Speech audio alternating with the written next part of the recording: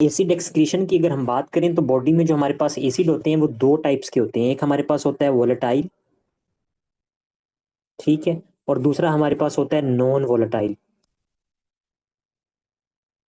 अगर volatile acid की हम बात करें तो मेनली हमारे पास ये कौन सा होता है, ये हमारे पास होता है कार्बन डाइऑक्साइड, ठीक है। और कार्बन डाइऑक्साइड हमारे पास वोलेटाइल एसिड, ये किस तरह से वोलेटाइल एसिड का काम करेगा कि हमें पता है कि कार्बन डाइऑक्साइड हमारे पास कार्बोनिक एसिड बना देता है, और कार्बोनिक एसिड फर्दर आपके पास कन्वर्ट हो जाता है किसमें, H2CO3। आपके पास ये क्या है, ये आपके पास है कार्बोनिक एसिड, और ये आपके पास फर्दर दोबारा से स्प्लिट हो जाता है आपके पास H पॉजिटिव आइन में और आपके पास बाइकार्बोनेट्स में, ठीक है। तो इस तरह से हमारे पास ये जो H पॉजिटिव आइन है ये बॉडी में एसिडिक एसिड का काम करते हैं। तो इस वजह से आपके पास कार्बन डाइऑक्साइड जो है वो एक्ट लाइक अ वोलेटाइल एसिड। और ये जो बॉडी से हम इसको एक्सक्रीट करते हैं, हमने एक्सक्रीशन की बात की, तो मेनली आपके पास कार्बन डाइऑक्साइड की जो एक्सक्रीशन है वो with the help of lungs, ठीक है, लंग्स की मदद से हम इसको रिमूव करते हैं। और अगर इसके पैरेलल हम नॉन वोलेटाइल एसिड्स की बात करें तो नॉन वोलेटाइल एसिड्स आपके पास जो होते हैं वो not form of carbon dioxide, ठीक है जी। अगर वो कार्बन डाइऑक्साइड की फॉर्म में नहीं होते तो फिर वो हमारे पास कहाँ से हमें मिलते हैं, तो वो हमें मिलेंगे अमाइनो एसिड से, उसके अलावा हमारे पास फैटी एसिड्स और प्लस हमारे पास न्यूक्लिक एसिड। यहाँ से हम ये जो एसिड्स होते हैं इनको लेते हैं, हमारे पास मिलते हैं हमें। इसके अलावा हमारे पास कोई एक एग्जांपल की अगर हम बात करें तो हमारे पास नॉन वोलेटाइल एसिड में है सल्फ्यूरिक एसिड H2SO4, ठीक है। और ये फर्दर आपके पास डिसोसिएट हो जाता है, किसमें डिसोसिएट हो जाता है, हमारे पास H पॉजिटिव आइन और प्लस HOSO4 में, ठीक है। और ये आपके पास ये जो H पॉजिटिव आइन है दीज आर इंक्रीज, आपके पास H पॉजिटिव आइन जब इंक्रीज होंगे बॉडी में तो ये क्या करेंगे कि ये पीएच को डिक्रीज कर देंगे, तो एसिडिक एसिड का काम करते हैं। अब हमारे पास इस एसिड को अगर बॉडी में ये बार बार हमारे पास अमाइनो एसिड से बन रहे हैं, फैटी एसिड से बन रहे हैं, न्यूक्लिक एसिड से बन रहे हैं, तो हम इन एसिड्स को किस तरह से न्यूट्रलाइज कर सकते हैं, how we can buffer these acids, ठीक है। बफर्ड का क्या मतलब होगा कि इसको न्यूट्रलाइज करना है H पॉजिटिव आइन को, तो इसके लिए हमारे पास मोस्ट पोटेंट कंटेंट हमारे पास जो होता है वो होते हैं बाइकार्बोनेट्स, ठीक है, HCO3। अब बाइकार्बोनेट्स इनके साथ मिलेंगे और जब इनके साथ मिलेंगे तो आपके पास ये जो एसिड होगा ये न्यूट्रलाइज हो जाएगा और ये इसको हम किडनी से रिमूव कर सकते हैं। किस तरह से, यहाँ पे मैं इक्वेशन लिखता हूँ, हमारे पास होता कुछ इस तरह से है कि H2SO4 सल्फ्यूरिक एसिड प्लस हमारे पास क्या है 2 सोडियम और प्लस हमारे पास बाइकार्बोनेट्स, ठीक है।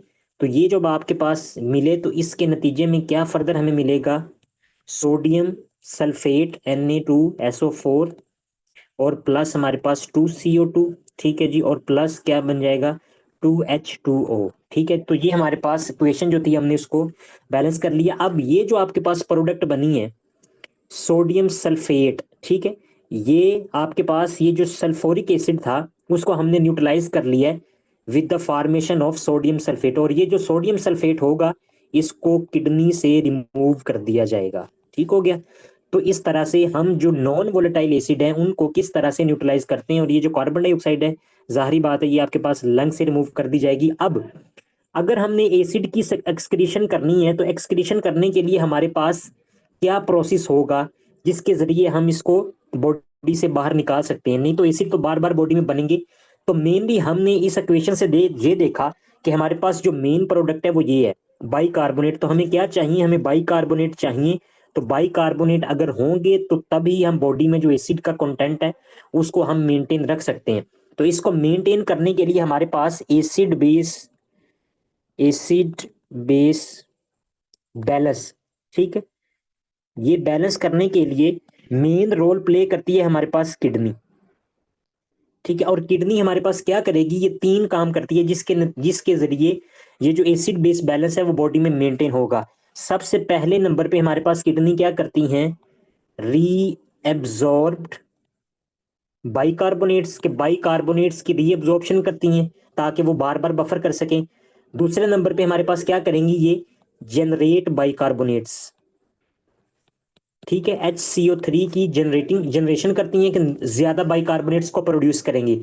और फर्दर हमारे पास क्या होगा कि बफर करने के लिए हमारे पास बैलेंस करने के लिए H पॉजिटिव आयन को स्क्रीट किया जाता है ताकि ये बॉडी से निकल जाए और एसिड बेस जो बैलेंस है उसको मेंटेन रखा जाए। तो ये तीन काम है। सबसे पहले हम देखेंगे कि हमारे पास हम किस तरह से रीअब्जॉर्ब करेंगे बाइकार्बोनेट्स को। तो इसकी रीअब्जॉर्प्शन किस तरह से होती है, हमने नेफ्रॉन का स्ट्रक्चर देखा था। तो नेफ्रॉन के स्ट्रक्चर में हमारे पास क्या था कि सबसे पहला पार्ट जो था वो आपके पास पीसीटी था। तो पीसीटी में हमारे पास ट्रांसपोर्टर थे, सोडियम हाइड्रोजन एंटीपोटर, ये हमने बनाए हुए थे। दोबारा से वहां पे जाते हैं तो मैं दिखाता हूं आपको सोडियम हाइड्रोजन एंटीपोटर। ये हमारे पास जो थे सोडियम हाइड्रोजन एंटीपोटर, ये आपको नजर आ रहे होंगे कि यहाँ पे जो सोडियम है वो आपके पास क्या है कि सेल के अंदर जा रहा है, और हाइड्रोजन जो है वो आपके पास क्या ल्यूमिनल साइड में आ रहा है, कि जिधर आपके पास ट्यूबुलर ल्यूमेन होता है नेफ्रॉन का। ठीक है जी। और अब जब ये H पॉजिटिव आयन ल्यूमेन में आएगा तो ये किसके साथ जाके मिल जाता था, बाइकार्बोनेट्स के साथ। ठीक है, जो कि यूरिन में फिल्टर होके आ रहे थे। तो जब आपके पास ये दोनों बाइकार्बोनेट और H पॉजिटिव आयन मिलते थे तो इसके नतीजे में क्या बनता था, carbonic acid under the influence of enzyme carbonic anhydrase. ये एंजाइम एक्ट करता था और कार्बोनिक एसिड बन जाता था। ये कार्बोनिक एसिड आपके पास अनस्टेबल अनस्टेबल मॉलिक्यूल होता है, इस वजह से आपके पास ये फर्दर कन्वर्ट हो जाता है वाटर में और कार्बन डाइऑक्साइड में। और कार्बन डाइऑक्साइड फर्दर आपके पास क्या था कि सेल के अंदर चले जाते थे, पीसीटी सेल के अंदर, और उधर जाके वाटर से मिलके दोबारा से कार्बोनिक एसिड बना देते थे। ठीक है, और ये कार्बोनिक एसिड फर्दर स्प्लिट होके बाइकार्बोनेट्स और एच पॉजिटिव आयन में कन्वर्ट हो जाता था। और ये बाइकार्बोनेट्स जो हैं ये आपके पास दोबारा से रीअब्जॉर्ब हो जाते थे आपके ब्लड में, तो ये ब्लड सर्कुलेशन में। तो इस तरह से किडनी पहला काम जो करती है हमारे पास, उन्होंने क्या किया कि HCO3 बाइकार्बोनेट्स की जो रीअब्जॉर्प्शन है बढ़ा दी। बढ़ा क्यों दी, क्योंकि बॉडी में जो नॉन वोलेटाइल वोलेटाइल एसिड हमारे पास जो प्रोड्यूस हो रहे हैं उनके साथ ये मिलके उसको न्यूट्रलाइज किया जा सके। ठीक हो गया, तो पहली बात हमने देख ली है। अब हम देखते हैं कि रीअब्जॉर्प्शन के बाद दूसरा काम हमारे पास किडनी क्या करती है। पहली बात होगी रीअब्जॉर्प्शन। तो पीसीटी से हमारे पास क्या हुआ, इंक्रीज बाइकार्बोनेट रीएब्जॉर्प्शन। अब हमारे पास अगर हम नेफ्रॉन को देखें ना तो नेफ्रॉन में हमारे पास कुछ इस तरह से, ये आपके पास PCT descending loop of Henle, ascending loop of Henle, और आपके पास ये डीसीटी, और डीसीटी के बाद आपके पास कोलेक्टिंग डक्ट। ठीक है, तो इस तरह से स्ट्रक्चर होता है नेफ्रॉन का। ये आपके पास है पीसीटी, पीसीटी के बाद descending loop of Henle, ascending loop of Henle, ये डीसीटी, डीसीटी के बाद आपके पास ये कोलेक्टिंग ट्यूब्यूल। तो 80% आपके पास बाइकार्बोनेट जो है ना, 80% वो पीसीटी से रीअब्जॉर्ब होते हैं। ठीक है जी, 10% उनकी जो रीअब्जॉर्प्शन होती है वो असेंडिंग लूप ऑफ एनले से होती है, और फर्दर आपके पास 6% डीसीटी से, और 4% आपके पास इनकी जो रीअब्जॉर्प्शन है वो आपके पास कोलेक्टिंग ट्यूब्यूल से होती है। बाइकार्बोनेट की जो रीअब्जॉर्प्शन है उसका ये पैटर्न होता है। अगर हमने 80% बाइकार्बोनेट यहां से रीअब्जॉर्ब कर लिए तो बाकी आपके पास यूरिन में जाते जाते यूरिन में 0% बाइकार्बोनेट रहेंगे, सारे रीअब्जॉर्ब हो जाएंगे। अब आपके पास रीअब्जॉर्प्शन के अलावा फर्दर आपके पास अगर हमने बफरिंग करनी है, एसिड को सेक्रीट करना है, तो एक और फिनोमिना होता है जो कि आपके पास intercalated cell in the collecting tubule. Intercalated cell, intercalated cell. ठीक है, ये जो आपके पास कोलेक्टिंग ट्यूब्यूल वाला पार्ट है यहाँ पे होते हैं। और ये किस तरह से काम करेंगे इसको हम देख लेते हैं। इनको हम यहाँ पे बना लेते हैं। हमारे पास इंटरक्लेटेड सेल का क्या काम है, तो ये इंटरक्लेटेड सेल है हमारे पास। ठीक है जी, और यहाँ पे आपके पास है ब्लड, और ये आपके पास है ल्यूमिनल साइड, जो कि आपके पास ट्यूबुलर साइड है जिधर यूरिन है। तो होगा कुछ इस तरह से कि हमारे पास सेल के अंदर क्या कंटेंट पड़ा होता है, सेल के अंदर आपके पास वाटर होगा H2O प्लस कार्बन डाइऑक्साइड। ठीक है, और ये दोनों मिलेंगे और इनके मिलने से हमारे पास प्रोडक्ट बन जाएगी जिसको हम बोलेंगे हमारे पास कार्बोनिक एसिड H2CO3, और कार्बोनिक एनहाइड्रेज एंजाइम इसको बनाएगा। ये फर्दर स्प्लिट हो जाएगी, स्प्लिट होके आपके पास H पॉजिटिव आयन में और फर्दर आपके पास बाइकार्बोनेट्स में ये कन्वर्ट हो जाएंगी। ठीक है, और ये जो बाइकार्बोनेट्स हैं ये आपके पास चले जाएंगे सर्कुलेशन में। ठीक है, और आपके पास यहाँ पे HCO3 को हमने इस तरह से भेज दिया, और ये जो H पॉजिटिव आयन है ये आपके पास with the use of ATP ये चैनल होता है, ये H पॉजिटिव आइन जो होंगे वो ल्यूमन में आ जाएंगे, मतलब कि हम कह सकते हैं कि वो यूरिन में आ गए। ये आपके पास है यूरिन। अब बात समझने वाली ये है कि ये जो फिनोमिना हुआ, ये आपके पास हमने क्या किया, बॉडी किडनी ने क्या किया, जनरेशन ऑफ द बाइकार्बोनेट, कि ये आपके पास जनरेट किया इसने। यहाँ पे अब रीअब्जॉर्ब नहीं हुआ, क्योंकि यहाँ से कुछ नहीं निकाला उसने, खुद ब खुद सेल के अंदर से बना के बाइकार्बोनेट्स जो थे वो उसने आपके पास जो सीरम है उसमें फेंक दिए। लेकिन उसके अपोजिट वो दूसरा काम ये कर रही है कि वो H पॉजिटिव आयन को एक्सक्रीट कर रही है। तो ये जो आपके पास H पॉजिटिव आयन होता है ना, ये जो आपके पास H पॉजिटिव आयन है, ये क्या है, ये एसिड्स है, एसिड्स हैं, ठीक है। तो अब इसको किस तरह से न्यूट्रलाइज करेंगे, दोबारा से बात ये है कि हम सीरम की जो आपके पास जो एसिड है उसको न्यूट्रलाइज कर रहे हैं, लेकिन अगर ल्यूमिनल साइड में आपके पास यूरिन में एसिड बहुत ज्यादा हो रहा है तो उसको किस तरह से बफर करना है। उसको बफर करने के लिए या तो हमें बाइकार्बोनेट्स चाहिए कि जो आपके पास H पॉजिटिव आयन के साथ मिल जाए और आपके पास कार्बोनिक एसिड बना दे, लेकिन उसको तो हमने सारे के सारे को रीअब्जॉर्ब कर लिया, एंड पे तो बचा ही कुछ नहीं जब तक ये। तो अगर आपके पास कुछ भी इसको न्यूट्रलाइज करने के लिए नहीं बचेगा, तो ये जो एसिडिक इन्वायरमेंट होगा, ठीक है, ल्यूमिनल साइड में, ये क्या कर सकता है, ये नेफ्रॉन के लिए टॉक्सिक है, टॉक्सिक है, ठीक है। ये एसिड जो आपके पास क्रिएट हो रहा है, ये आपके पास नेफ्रॉन के लिए टॉक्सिक है, और अगर इसको न्यूट्रलाइज नहीं किया जाएगा तो इसके नतीजे में आपके पास जो नेफ्रॉन है उनके सेल जो होंगे वो डैमेज हो सकते हैं। तो इसको न्यूट्रलाइज करने के लिए अब हमने क्या करना है, बॉडी आपके पास जो होती है वो, इसका जो मैकेनिज्म होता है वो दो किस्म के हमारे पास क्या होता है कि बफर प्रोड्यूस करती है, ठीक है जी, ताकि इस H पॉजिटिव आयन को न्यूट्रलाइज किया जा सके। For the buffering, first titratable acid, titratable acid, और दूसरे नंबर पे हमारे पास कौन सा होता है, अमोनिया, अमोनिया, ठीक है, इसकी प्रोडक्शन होती है और ये इस H पॉजिटिव आयन को आके न्यूट्रलाइज करता है। फर्स्ट टाइट्रेटेबल एसिड की अगर हम बात करें तो ये मोस्ट कॉमनली वो एसिड होता है हमारे पास जो कि हम डाइट से लेते हैं, डाइट से लेते हैं, और डाइट से हम मेनली हमारे पास क्या होता है कि फॉस्फेट, PO4, और ये किस फॉर्म में होता है, हाइड्रोजन फॉर्म, इसके साथ एक हाइड्रोजन अटैच होगा तो इसका ये मतलब है कि ये अपनी नेचुरल फॉर्म में है। अगर ये आपके पास डाई हाइड्रोजिनेटेड फॉस्फेट PO4 है तो इसका ये मतलब है कि पहले एक था, इसके साथ आपके पास क्या हुआ है कि हाइड्रोजन अटैच हो चुका है। तो अब ये जो आपके पास टाइट्रेटेबल एसिड होता है, ये इसको न्यूट्रलाइज करने के लिए हेल्पफुल होता है। किस तरह से हेल्पफुल होता है कि यहाँ से आपके पास क्या हुआ कि HPO4 आया, ठीक है, और HPO4 के साथ हमारे पास ये जो एसिड था ये मिल गया। जब इसके साथ मिल गया तो ये इसके साथ अटैच होगा, और अटैच होने के बाद नेक्स्ट प्रोडक्ट जो बनेगी वो क्या बनेगी, H2PO4, ठीक है। और ये H2PO4 जो आपके पास प्रोडक्ट होती है, ये इस H पॉजिटिव आयन को न्यूट्रलाइज कर देती है, और यूरिन में आपके पास ये H2PO4 जो है वो मिल रहा है। अगर यूरिन में ज्यादा H2PO4 डाई हाइड्रोजन फॉस्फेट मिल रहे हैं तो इसका मतलब ये है कि H पॉजिटिव आयन की एक्सक्रीशन जो है वो ज्यादा है, increase H positive ion excretion, ठीक हो गया। तो एक तो इस तरह से, और दूसरा इसको न्यूट्रलाइज करने का जो फिनोमिना होता है वो हमारे पास होता है अमोनिया। तो अमोनिया को किस तरह से हमारे पास बॉडी यूटिलाइज करती है, अमोनिया को इस तरह से यूटिलाइज किया जाएगा कि ये आपके पास बॉडी, ये डाइट से नहीं लिया जाता, जैसे कि फॉस्फेट जो था वो डाइट से लेते थे, अमोनिया बॉडी में खुद बनता है। हमारे हमारे पास जो अमाइनो एसिड है most, glutamate,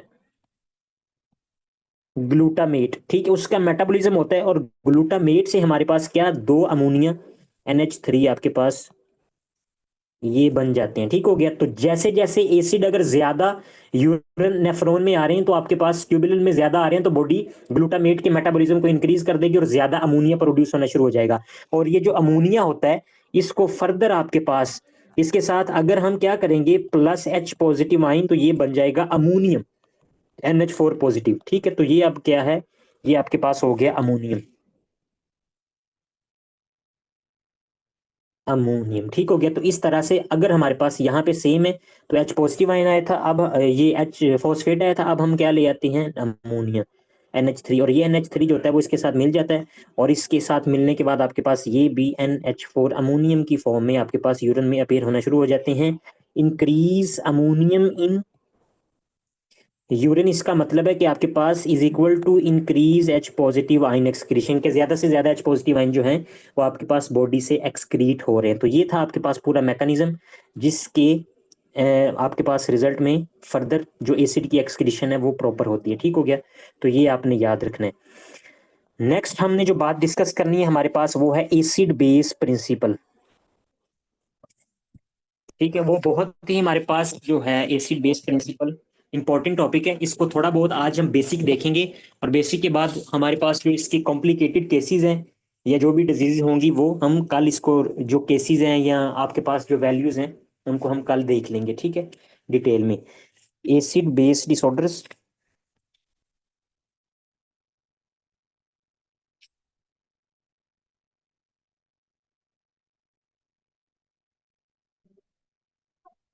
acid base principles. ठीक है, हमारे पास तो एसिड बेस प्रिंसिपल्स की अगर हम बात करें तो सबसे पहले हमें ये पता होना चाहिए कि हमारे पास बॉडी की जो नॉर्मल आर्टीरियल पीएच है वो कितनी है। तो नॉर्मल आर्टीरियल पीएच की अगर हम बात करें तो वो हमारे पास कितनी होती है, हमारे पास होती है 7.37 से लेके हमारे पास 7.42। ठीक है जी। और अगर हमारे पास पीएच जो है वो इंक्रीज हो रही है तो इंक्रीज पीएच का मतलब ये होगा कि अल्कलोसिस। और अगर बॉडी में पीएच डिक्रीज हो रही है तो इसका मतलब ये होगा कि आपके पास एसिडिक, एसिडीमिया,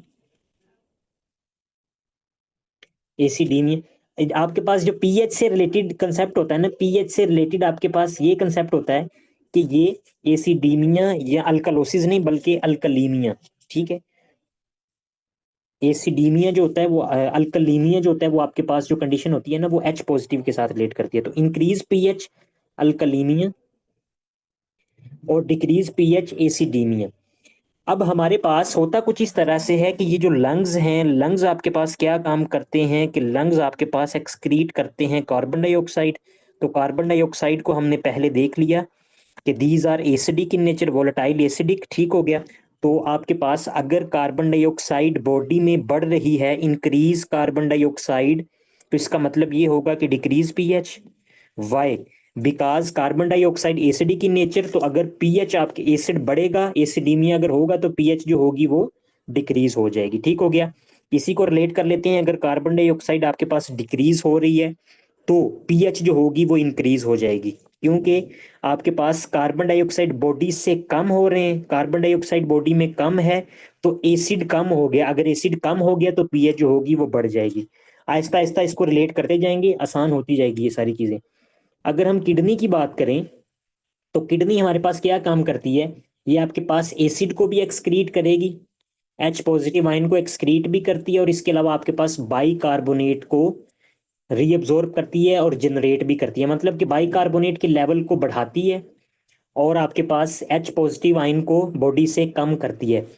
एंडरसन हैजलबैक इक्वेशन जो हमारे पास वो ये बताती है इसके रिलेटेड, उसने कहा है कि हमारे पास जो पीएच होती है, pH directly proportional to the bicarbonates HCO3 and आपके पास inversely proportional to the partial pressure of carbon dioxide. इस बात का ये मकसद है कि हमारे पास अगर बॉडी में बाइकार्बोनेट्स बढ़ रहे हैं तो पीएच जो होगी वो भी बढ़ेगी। ठीक है। और अगर वो कह रहा है कि अगर आपके पास कार्बन डाइऑक्साइड बढ़ रही है तो पीएच जो होगी वो डिक्रीज हो जाएगी, क्योंकि ये इनवर्सली रिलेटेड है। इक्वेशन आपके पास डायरेक्ट लिखी हुई है, अगर आपके पास नोमिनेटर बढ़ रहा है तो जाहिर बात है आपकी वैल्यू भी बढ़ेगी, अगर डिनोमिनेटर बढ़ रहा है तो आपके पास जो एक्चुअल वैल्यू है वो डिक्रीज हो जाएगी। ठीक हो गया। फर्दर हमारे पास हम इस सारी वैल्यूज को किस तरह से मेजर करते हैं बॉडी में, हमने देखना है कि हमारे पीएच तो हमने देख ली, हम बॉडी में सैंपल करते हैं, हमारे पास किस चीज को एनालिसिस करते हैं, arterial blood gas, arterial blood gas. Why we can measure arterial blood gas, तो हम आपके पास वीनस गैस आपके पास वहां से क्यों नहीं ले देते, वीनस सप्लाई से, क्योंकि वहां पे कार्बन डाइऑक्साइड का जो लेवल होता है ना वो ज्यादा होता है। क्यों ज्यादा होता है कि हमारे पास यहाँ पे ये आर्टरीज हैं और आपके पास यहाँ पे ये वेन्स हैं। तो आर्टरीज जो हैं वो क्या करती हैं कि वो ऑक्सीजन को लेके जाती हैं, ठीक है, टिश्यू तक पहुंचाती हैं। लेकिन आपके पास जो वेन्स होती हैं उनका क्या काम होता है कि ये टिश्यू से आपके पास क्या करती हैं, कार्बन डाइऑक्साइड को दोबारा से ब्लड में लेके आती हैं। जब बॉडी में मेटाबॉलिज्म होता है ऑक्सीजन पहुंचाई जाती है और कार्बन डाइऑक्साइड ली जाती है। अगर हम वेनस सप्लाई से arterial sorry blood gas analysis करेंगे तो वहां पे कार्बन डाइऑक्साइड का लेवल हमें ज्यादा मिलता है। इस वजह से आर्टीरियल ब्लड गैस का एनालिसिस जब हम करते हैं तो उसके नतीजे में हमें क्या क्या वैल्यूज मिलती हैं। हमारे पास जो बाइकार्बोनेट्स का नॉर्मल लेवल है ना HCO3, ये आपके पास मिलेगा आपको 22 से 26 मिली इक्विवेलेंट पर लीटर। ये आपने बाई हार्ट याद करनी है, दिल पे लिख लेनी है ये आपके पास वैल्यूज जो हैं। उसके अलावा अगर हम कार्बन डाइऑक्साइड की बात करें तो partial pressure of carbon dioxide कितना होता है, 35 से 45 मिलीमीटर मरकरी mmHg, ठीक है। और पीएच जो है वो नॉर्मली हमने वैसे ही देख लिया कि पीएच हमारे पास कितनी होगी, 7.37 से लेके 7.45, ठीक है। 7.42 उन्होंने वैसे लिखी हुई है, चले हम यही लिख देते हैं, ठीक हो गया। तो ये हमारे पास है नॉर्मल वैल्यूज। अब नेक्स्ट, ये बेसिक बेसिक बातें मैं बता रहा हूँ, इसको सारी को रिलेट करते हैं कि हम फर्दर कैसे आगे इसको देख सकते हैं, अलग अलग कैसे देखेंगे। नेक्स्ट हमारे पास ये कंडीशन है कि अगर बॉडी में एसिडोसिस या अल्कलोसिस की कंडीशन है, एसिडोसिस है या अल्कलोसिस है, तो आपके पास मसला किस में होगा, मसला बॉडी में होगा H पॉजिटिव आइन से रिलेटेड, ठीक है। H पॉजिटिव आइन या तो आपके पास डिक्रीज होंगे या इंक्रीज होंगे, ठीक है। ये टर्मिनोलॉजीज को देखते जाएं, फिर आपको पता चलेगा मैं क्यों लिख रहा हूं। फर्दर अगर आपके पास एसिडीमिया या अल्कलीमिया है, एसिडीमिया या अल्कलीमिया,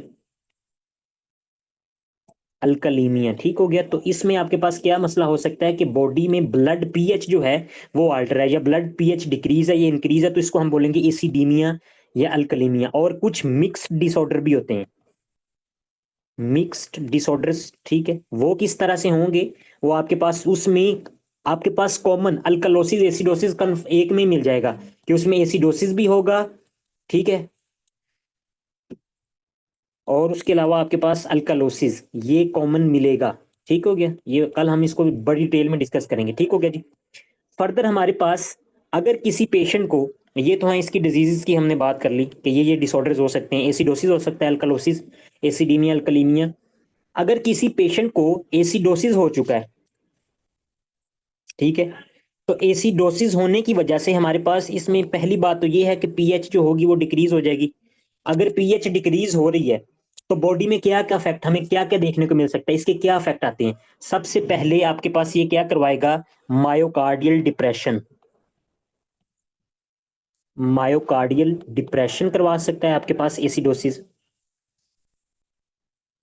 डिप्रेशन के जो कॉन्ट्रैक्टिलिटी होगी वो डिक्रीज हो जाएगी, कॉन्ट्रैक्टिलिटी ऑफ हार्ट डिक्रीज हो जाएगी। फर्दर हमारे पास अगर एसिडोसिस है, एसिडोसिस हमारे पास पीएच डिक्रीज है, और फर्दर हमारे पास ऐसा भी हो सकता है ना, कार्बन डाइऑक्साइड का लेवल जो है वो बढ़ गया। अगर कार्बन डाइऑक्साइड का लेवल बढ़ गया है तो carbon dioxide acid in nature है, पीएच कम कर देगी, तो ये सेरिब्रल वेजोडाइलेशन करवा देती है, सेरिब्रल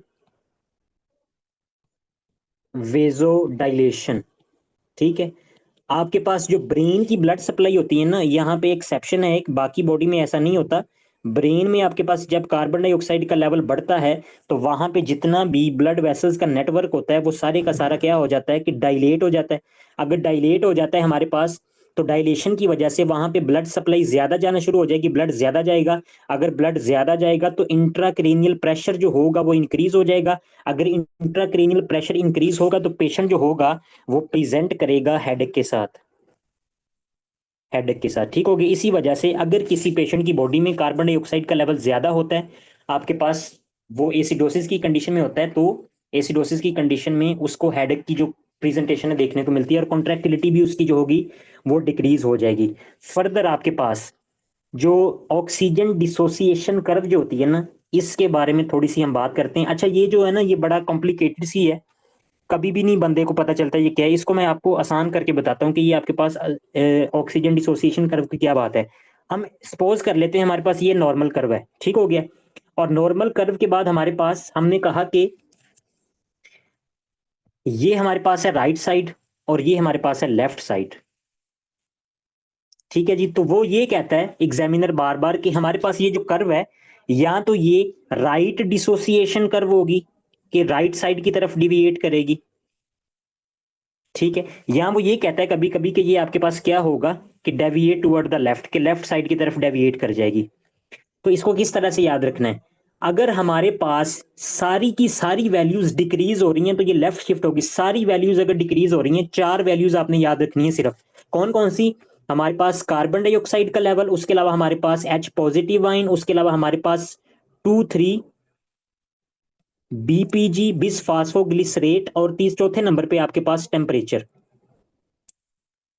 टेम्परेचर ठीक है, अगर कार्बन डाइऑक्साइड का लेवल डिक्रीज हो रहा है, एच पॉजिटिव आइन का लेवल डिक्रीज हो रहा है, 2,3 बिस फास्फोग्लिसरेट आपके पास डिक्रीज हो रहे हैं, और उसके अलावा टेम्परेचर जो है वो डिक्रीज हो रहा है, तो इन सारी कंडीशन में आपके पास क्या होगा कि ये जो ऑक्सीजन कर्व है ये डिसोसिएट टुवर्ड्स द लेफ्ट, के लेफ्ट साइड की तरफ आपके पास ये क्या हो जाएगी, डेविएट कर जाएगी। तो लेफ्ट कौन सी साइड है, मतलब कि ये जो रेड मैंने प्रेजेंट की इस तरफ से हो जाएगी, हो कुछ इस तरह से जाएगा कि आपके पास हीमोग्लोबिन की ऑक्सीजन के साथ अफिनिटी जो होगी वो इंक्रीज हो जाएगी। बात ये होती है कि ऑक्सीजन अफिनिटी, हीमोग्लोबिन आपके पास हीमोग्लोबिन के साथ ऑक्सीजन की जो अफिनिटी होती है ना वो इंक्रीज हो जाती है, और एट द एंड क्या होगा कि ये जो आपके पास कर्व होगी वो लेफ्ट शिफ्ट में चली जाएगी, लेफ्ट शिफ्ट। ठीक है, अगर आपके पास ये वैल्यू इसको देखें, अगर एच पॉजिटिव आइन कम हो रहे हैं इसका क्या मतलब है कि पीएच बढ़ रही है, क्योंकि एसिडी कंटेंट कम हो रहा है। ठीक हो गया, इसी के अपोजिट अगर हम बात करें कि अगर ये जितनी भी आपके पास वैल्यूज हैं, कार्बन डाइऑक्साइड ठीक है, उसके अलावा हमारे पास एच पॉजिटिव आइन, उसके अलावा हमारे पास टेम्परेचर की अगर हम बात करें, बॉडी टेम्परेचर, और फर्दर हमारे पास क्या था, 2,3 बिस फॉस्फोग्लिसरेट, अगर ये सारी वैल्यूज बढ़ रही हैं तो जो कर्व होगी वो डिसोसिएट हो जाएगी टुवर्ड्स द राइट। ठीक है, इसका क्या मतलब है कि हीमोग्लोबिन की ऑक्सीजन के साथ जो अफिनिटी है वो डिक्रीज हो जाएगी। अगर ऑक्सीजन के साथ अफिनिटी डिक्रीज हो जाएगी तो ज्यादा हीमोग्लोबिन ऑक्सीजन को रिलीज करेगा, ताकि कार्बन डाइऑक्साइड अब बढ़ गई है तो टिश्यूज को ज्यादा ऑक्सीजन मिले। ठीक है, तो ग्रीन से मैंने बनाया तो ग्रीन राइट साइड की तरफ शिफ्ट हो जाएगी। ठीक है, तो ये आपके पास क्या है, शिफ्ट टुवर्ड्स राइट। अच्छा, अब यहाँ पे हमने क्या बात देखनी है, अगर एच पॉजिटिव आइन जो है बढ़ रहे हैं, एच पॉजिटिव आइन बढ़ रहे हैं तो इसका यह मतलब है कि पीएच जो है वो डिक्रीज हो रही है। तो हमने क्या कहा कि हमारे पास एसिडिक एसिडिक कंडीशन में, एसिडोसिस की कंडीशन में क्या होता है कि आपके पास एच पॉजिटिव आइन बढ़ जाते हैं, पीएच डिक्रीज हो जाती है। तो ऐसी कंडीशन में हम देखेंगे कि डिसोसिएशन कर्व जो हमें मिलती है वो राइट साइड की तरफ मिलती है। तो आपके पास एसिडोसिस में ऑक्सीजन डिसोसिएशन कर्व जो होती है वो आपके पास किस तरफ को जाती है, वो towards the right, towards right side. ठीक है जी, नेक्स्ट हमारे पास अल्कलीमिया में ये सारी कंडीशन जो होंगी इनको हम रिटर्न कर देंगे। अल्कलोसिस को अगर हम बात करें तो आपके पास सबसे पहले क्या होगा कि सेरिब्रल सेरिब्रल वेजोकॉन्स्ट्रिक्शन, वेजोकॉन्स्ट्रिक्शन हो जाएगी। ठीक हो गया, उसके अलावा आपके पास ऑक्सीजन डिसोसिएशन कर्व जो होगी वो लेफ्ट साइड की तरफ चली जाएगी। ठीक हो गया, और एक मेन बात आपको बतानी थी, कल हमने एक देखा था कि आपके पास इसके नतीजे में क्या होता है कि हाइपर कैलीमिया हो जाएगा। हाइपर कैलीमिया, अगर किसी पेशेंट को एसिडोसिस है, हाइपर कैलीमिया, हाइपर कैलीमिया क्यों होगा, क्योंकि आपके पास ये सेल है तो सेल के ऊपर आपके पास हाइड्रोजन पोटाशियम पंप होते हैं। अगर ब्लड में आपके पास क्या है, एच पॉजिटिव आइन ज्यादा है, एच पॉजिटिव आइन, तो ये सारे एच पॉजिटिव आइन को क्या करेगा कि सेल कहेगा पकड़ के चलो भी, सेल सेल के अंदर सीरम से निकाल के सेल के अंदर भरना शुरू कर देगा, और इसके नतीजे में पोटाशियम को बाहर निकाल देगा। इसकी वजह से जब पोटाशियम सेल से बाहर आके सीरम में बढ़ेगा तो हाइपरकैलेमिया की कंडीशन देखने को मिलती है। और अल्कालोसिस में cerebral vasoconstriction, oxygen dissociation curve towards the left and hypokalemia, hypokalemia, क्योंकि ये जो आपके पास ये चैनल है ये आपके पास रिवर्स हो जाएगा। ठीक है, पहले पोटाशियम आयन को बाहर फेंक रहा था, अब दोबारा से आपके पास पोटाशियम आयन को अंदर फेंकेगा और एच पॉजिटिव आयन को बाहर फेंकेगा अल्कलोसिस की कंडीशन में। ठीक हो गया जी। अच्छा, नेक्स्ट हमारे पास ये जो डिसऑर्डर्स होते हैं, एसिड बेस्ड डिसऑर्डर, इनको कैटेगराइज्ड किया जाता है, या तो ये आपके पास मेटाबॉलिक होंगे या आपके पास रेस्पिरेटरी होंगे, या तो मेटाबॉलिक ठीक है, और यहाँ आपके पास क्या होंगे, रेस्पिरेटरी, रेस्पिरेटरी। मेटाबॉलिक किस तरह से होंगे, मेटाबॉलिक हमारे पास अगर बॉडी में बाइकार्बोनेट का लेवल जो है वो इंक्रीज हो रहा है, इंक्रीज बाइकार्बोनेट लेवल, तो आपके पास बाइकार्बोनेट का मेन ताल्लुक किसके साथ होता है? बाइकार्बोनेट, ऊपर मैंने लिखा शुरू में, लेक्चर के शुरू में, कि आपके पास बाइकार्बोनेट का जो आपके पास रीअब्जॉर्प्शन है, ये इनकी जनरेशन है, वो किडनी के साथ रिलेट है। ठीक है, तो अगर बॉडी में बाइकार्बोनेट ज्यादा हो रहे हैं तो ये अल्कलाइन इन नेचर होते हैं। ठीक है, अल्कलीन नेचर होते हैं। तो अल्कलीन नेचर होते हैं तो आपके पास पहली बात होगी कि ये अल्कालोसिस हो रहा है। अल्कालोसिस है ना, अल्कलाइन बढ़ रहे हैं। तो अगर आपके पास अल्कलाइन बढ़ रहे हैं, बाइकार्बोनेट, बाइकार्बोनेट किधर से बढ़ते हैं? किडनी से बढ़ते हैं या लंग से बढ़ते हैं? तो किडनी से बढ़ते हैं। तो किडनी के डिसऑर्डर को हम कहेंगे मेटाबॉलिक अल्कलोसिस। फर्दर हम रिलेट कर लेते हैं, अगर बॉडी में बाइकार्बोनेट जो है वो आपके पास डिक्रीज हो रहे हैं, तो इसका ये मतलब है कि किडनी जो है वो सारे के सारे बाइकार्बोनेट्स को एक्सक्रीट करवा रही है, बॉडी से बाहर निकाल रही है, रीअब्जॉर्ब नहीं कर रही। ठीक हो गया, तो इसके नतीजे में बाइकार्बोनेट अगर कम हो गए तो अल्कलाइन बॉडी से कम हो रहे हैं, तो इसका ये मतलब है कि एसिडोसिस। बाइकार्बोनेट कम है, अगर ज्यादा होंगे तो अल्कालोसिस, अगर कम है तो एसिडोसिस। और किसके साथ आपके पास रिलेट है बाइकार्बोनेट? किडनी के साथ। तो किडनी का जो डिसऑर्डर होगा उसको हम बोलेंगे मेटाबॉलिक डिसऑर्डर। नेक्स्ट हमारे पास हम बात कर लेते हैं रेस्पिरेटरी की। तो रेस्पिरेटरी से रिलेट क्या है हमारे पास? Carbon dioxide. तो अगर बॉडी में कार्बन डाइऑक्साइड का लेवल बढ़ रहा है तो ये एसिडिक इन नेचर है, तो एसिड अगर आपके पास बॉडी में इंक्रीज कर रहा है तो एसिडोसिस। और आपके पास किससे रिलेट है? ये लंग से रिलेट है, तो इसकी वजह से हम इसको कहेंगे रेस्पिरेटरी एसिडोसिस।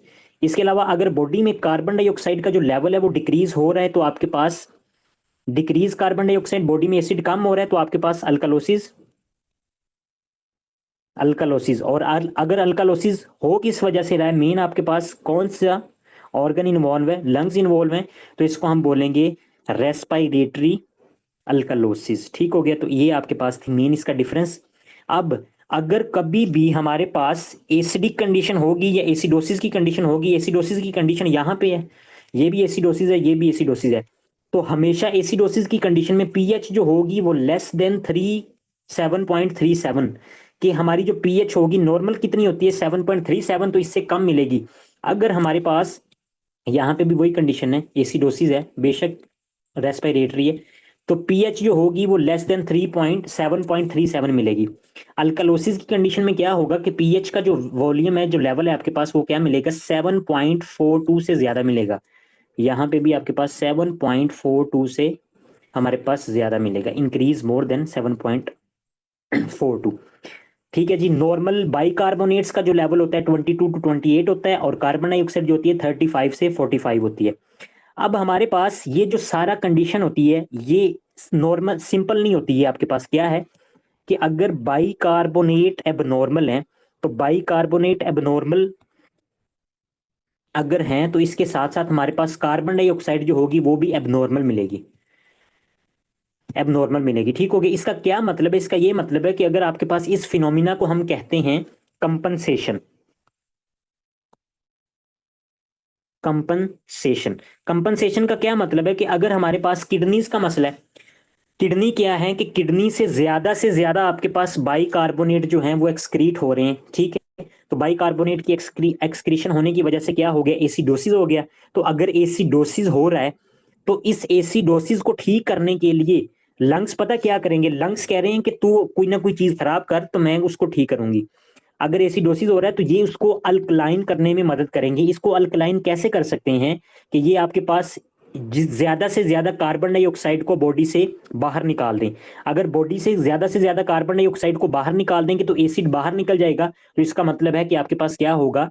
बॉडी में दोबारा से अल्कलाइन जो बफर है वो मेंटेन रह जाएगा। इसको एग्जाम्पल के साथ समझाता हूं मैं, कि यहाँ पे आपके पास ये किडनी है और यहाँ पे हमारे पास क्या है? लंग्स हैं। ठीक है, तो अब हम लंग्स की एग्जांपल लेते हैं। लंग्स ने क्या किया कि लंग्स ने बॉडी में कार्बन डाइऑक्साइड बहुत ज्यादा बढ़ा दिए। अगर कार्बन डाइऑक्साइड बहुत ज्यादा बढ़ गए तो इस कंडीशन को हम बोलेंगे रेस्पिरेटरी एसिडोसिस। ठीक है, तो इसको कंपनसेट करने के लिए हमारी किडनी ऐसा क्या करेगी कि ये एसिडिक जो मीडियम है इसको मेंटेन किया जा सके। वो इस तरह से मेंटेन कर सकती है कि हमारे पास कुछ बफर प्रोड्यूस करे जिससे ये जो एसिडिक कंटेंट है एच पॉजिटिव आयन CO2 से जो बन रहा है उसको मेंटेन कर सके। तो ये ज्यादा से ज्यादा बाइकार्बोनेट को रीअब्जॉर्ब करना शुरू कर देगी, इंक्रीज बाइकार्बोनेट। ठीक हो गया।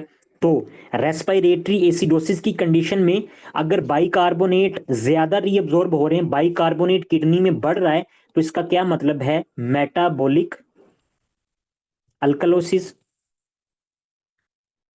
तो किडनी क्या करेगी? मेटाबॉलिक अल्कलोसिस करना शुरू कर देगी। तो ये आपके पास जो फिनोमिना होता है इसको हम बोलते हैं कॉम्पनसेशन।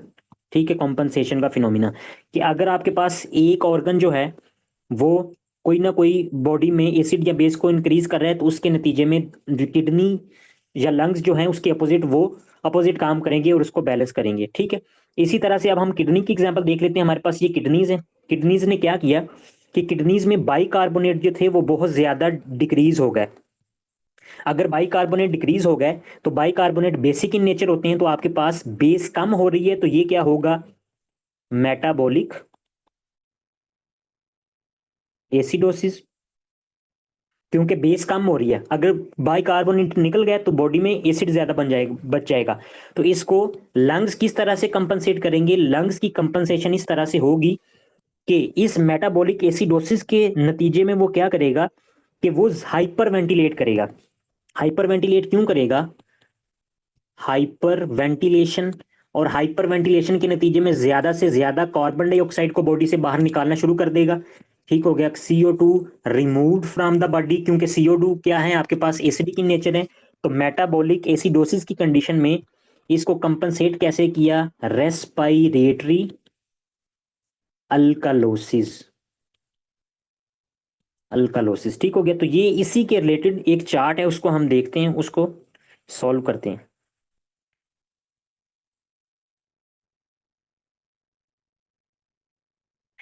हमारे पास ये एक चार्ट है, ये आप लोगों को नजर आ रहा होगा, देखें जरा इसको। तो इसमें उसने क्या कहा हुआ है? उसने कहा हुआ है कि metabolic acidosis, metabolic alkalosis, respiratory acidosis और अल्कलोसिस।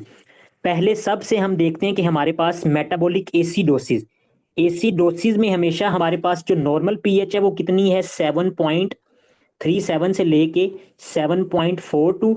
तो एसिडोसिस का क्या मतलब है कि ये लेस देन 7.37, कि इससे कम है। तो इसका क्या मतलब है कि जो पीएच होगी एसिडोसिस की कंडीशन में वो हमें डिक्रीज मिलेगी। ठीक है जी, अगर डिक्रीज मिल रही है तो दूसरे नंबर पे आप देखें कि मेटाबॉलिक एसिडोसिस है। मेटाबॉलिक हमारे पास किससे रिलेट है? मेटाबॉलिक का मतलब है कि किडनी। तो किडनी में कोई ना कोई मसला आ रहा है। ठीक है, मेन काज जो है वो किडनी है। तो किडनी आपके पास क्या कर रही है? ज्यादा से ज्यादा बाइकार्बोनेट को एक्सक्रीट कर रही है। तो इसके नतीजे में क्या होगा कि बॉडी में बाइकार्बोनेट का जो लेवल होगा वो हमें डिक्रीज मिलेगा। ठीक है, फर्दर अब हम देख लेते हैं कि इसको कंपनसेट कैसे किया हमारे पास लंग्स ने। तो लंग्स इसकी कंपनसेशन ऐसे करते हैं कि partial pressure of carbon dioxide body में, जो कार्बन डाइऑक्साइड का नॉर्मल लेवल होता है वो 35 से 45 होता है ना नॉर्मली, तो ये हमें डिक्रीज मिलेगा। क्यों डिक्रीज मिलेगा? क्योंकि आपके पास लंग्स क्या करेंगे? लंग्स जिसको निकालने की कोशिश करेंगे, तो partial pressure of carbon dioxide, carbon dioxide होगा वो भी हमें डिक्रीज मिलेगा। कैसे?